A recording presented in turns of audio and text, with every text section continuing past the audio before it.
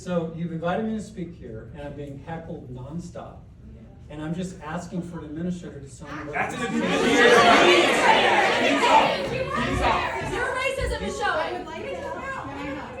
In what way? Wait, just Respect black women. if you want a marketplace of ideas, you have gotten what you wanted, take it. Like, do you want an echo chamber? What's the issue? Can I help? I guess I have prepared remarks, but they're And I not want letting, you to be able they're to, not letting I me want you to be get. able to get prepared. Go. Yes, please. And I had to write something down because I'm.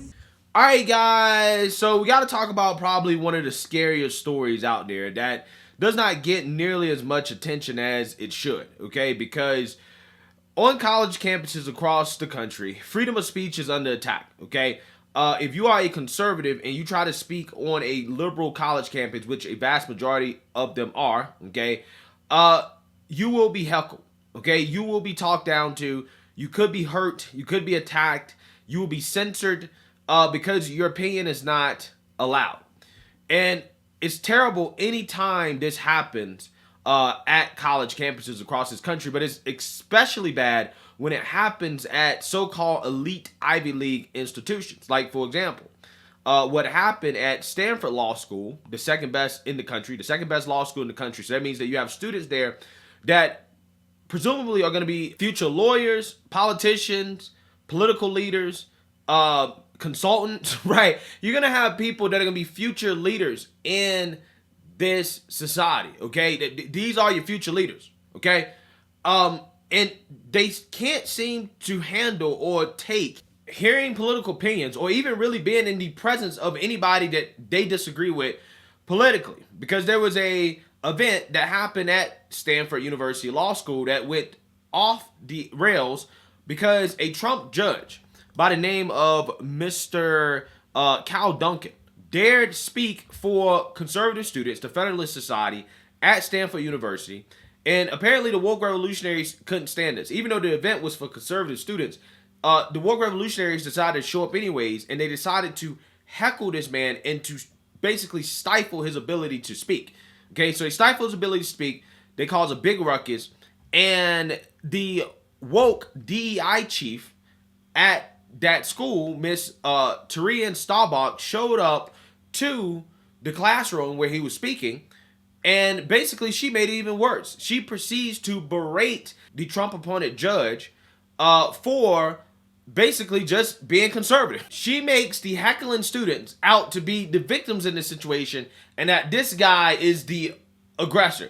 It is truly one of the saddest things I've ever seen in my life. Okay, go ahead and roll the clip.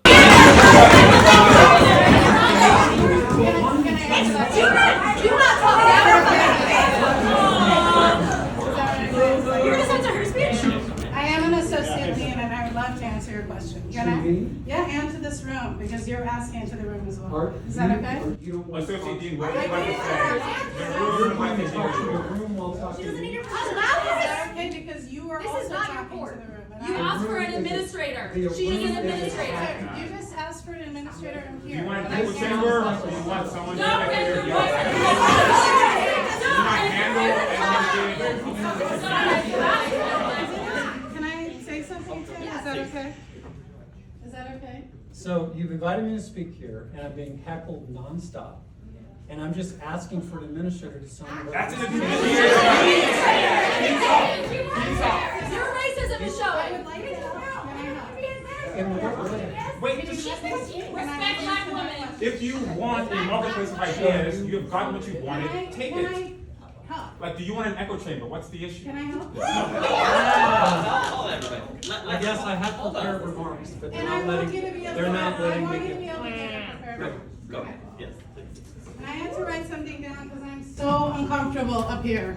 And I don't say that for sympathy. I just say I'm deeply, deeply uncomfortable. I'm uncomfortable because this event is tearing at the fabric of this community that I care about and I'm here to support. And I don't know, and I have to ask myself, and I'm not a cynic to ask this, is the juice worth the squeeze? Is this worth it? Like I said, this is a setup. It isn't a setup. But for many people in this law school who work here, who study here, and who live here, your advocacy, your opinions from the bench land as absolute disenfranchisement of their rights and does land. Let me please.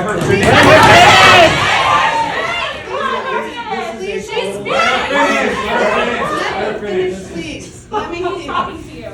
And it impacts directly their people, humans, their families, and their communities. And I'm uncomfortable, and it's uncomfortable to say this to you as a person. It's uncomfortable to say that for many people here, your work has caused harm, has caused harm. And I know that must be uncomfortable to hear. I know that must be. Let me please finish, and I want to give you space to finish your remarks too, Judge Duncan. I'm also uncomfortable because many of the people in the room here I've come to care for, and in my role at this university, my job is to create a space of belonging for all people in this institution. And that is hard and messy and not easy, and the answers are not black or white or right or wrong. This is actually part of the creation of belonging. And it doesn't feel comfortable, and it doesn't always feel safe, but there are always places of safety, and there is always an intention from this administration to make sure you all can be in a place where you feel fully you can be here, learn, grow into the amazing advocates and lawyers and leaders that you're going to be. I'm also uncomfortable because it is my job to say you are invited into this space. You are absolutely welcome in this space that people learn and again live. I really do wholeheartedly welcome you because me and many people in this administration do absolutely believe in free speech.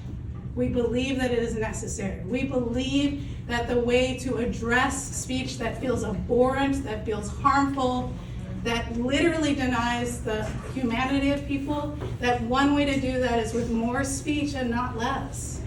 And not to shut you down or censor you or censor the student group that invited you here. That is hard, that is uncomfortable, and that is a policy and a principle that I think is worthy of defending even in this time.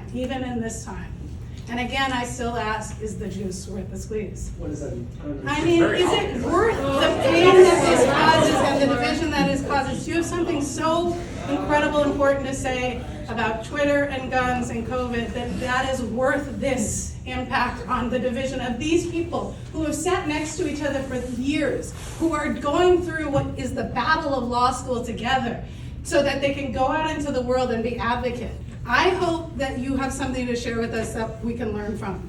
I hope you can learn too while you're in this learning institution. That is what they are here for. They are here because they feel harmed, not just by your speech. If it was just words, that would be one thing. You have authority and you have power to make decisions that impact the lives of millions. And I hope if you learn anything that you can listen through your partisan lens, the hyper-political lens, and just look and see human beings who are asking you to take care. I look out and I don't ask what is going on here. I look out and I say, I'm glad this is going on here.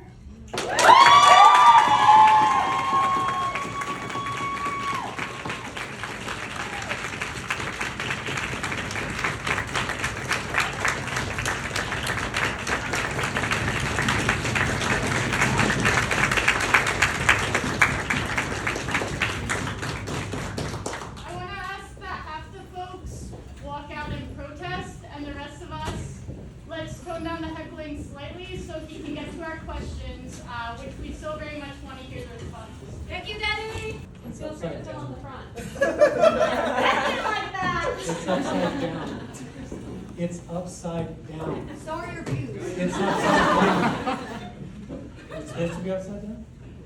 It's supposed to be upside down.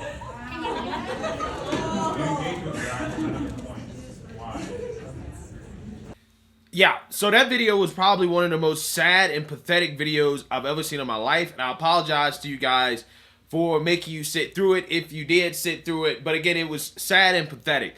So sad and pathetic that the Trump-appointed judge wants an apology from the Stanford dean, right? He probably wants him fired as well, too. And if you notice, the Wokes got upset when he said that, hey, I requested an administrator. Obviously, he did not see her as an administrator. He didn't take her serious, and the Woke started to cry out racism, right? Oh, you're being racist. You're racist. Respect black women. It's like, Well, I wouldn't believe that she was an administrator either because of her childish behavior, right? This woman does not seem like somebody that would be a dean that is running anything, any operation, right? Couldn't trust her to run a gas station, okay? Let alone an actual school, okay? So I don't blame him for not knowing who she was. I would have known either, because this woman, like, quite literally just sat there and lectured this man for like 10 minutes straight on how he's harming these students, right? And basically trying to excuse their behavior. Not at one point did she ever just say, look, y'all need to shut up, right? Shut the hell up and listen to this man talk or leave, okay? That's what she should have said. Her going after this judge and trying to lecture him while also claiming to be pro-free speech, to me it's kind of crazy, because clearly you don't want him to speak, right? You showed up to tell him how bad of a person he is and how he's harming people, and you're asking him, is the juice worth the squeeze? Well, what does that mean? Well, what she means is that, is it worth it for you to come out here and to talk to these kids because you just being here harms them? That's her way of saying, look, if you want to not speak, if you want to just leave, I'm totally fine with that. Now, because I'm dean, I actually have to let you speak. If I don't let you speak, then I'm fired. But I don't want you to speak, right? I want you to be clear. I don't want you to speak because you're harming these kids, these crybabies. Which again is the worst part about this. The way she describes these students just reveals how soft we have become as a society. Oh, they need to be coddled and protected. They need to be able to be in an environment where they can grow and be nurtured to become the advocates that they were born to be. AKA agents of chaos, right? Agents of chaos. That is what she means. Disruptors to society. People who are taking society down the wrong road, okay? These people, they've never dealt with conflict a day in their life, right?